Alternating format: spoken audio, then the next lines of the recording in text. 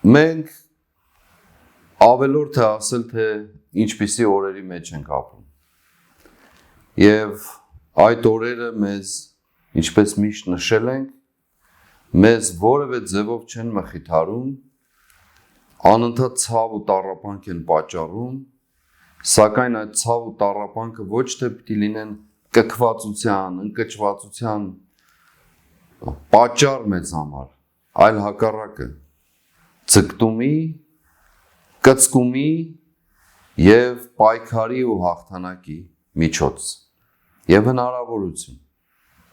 այնպես ինչպես խաչի տառապանքը չդարձավ մեր Տիրոջ համար պարտության միջոց կամ պատճառ կամ գործիք,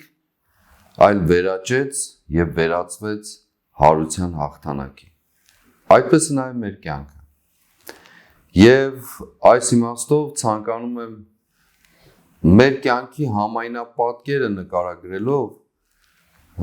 այսօր խոսել Սաղմոսների գրքից, որոնց շատ հղում են անում հատկապես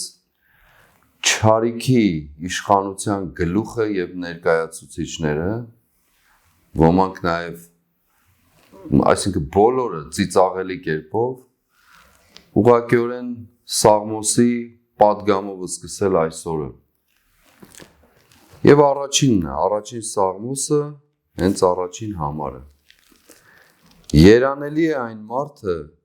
որ չհետևեց ամբարիշտների խորհրդին և չգնաց մեղավորների ճանապարհով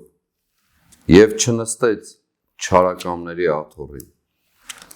այնուհետև շարունակում է 36-րդ Սաղմոսը Եվս մի քիչ և ամբարիշտն այլևս չի լինի,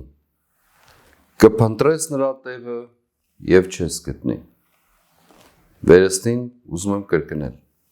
Եվս մի քիչ և ամբարիշտն այլևս չի լինի, կփնտրես նրա տեղը և չես գտնի,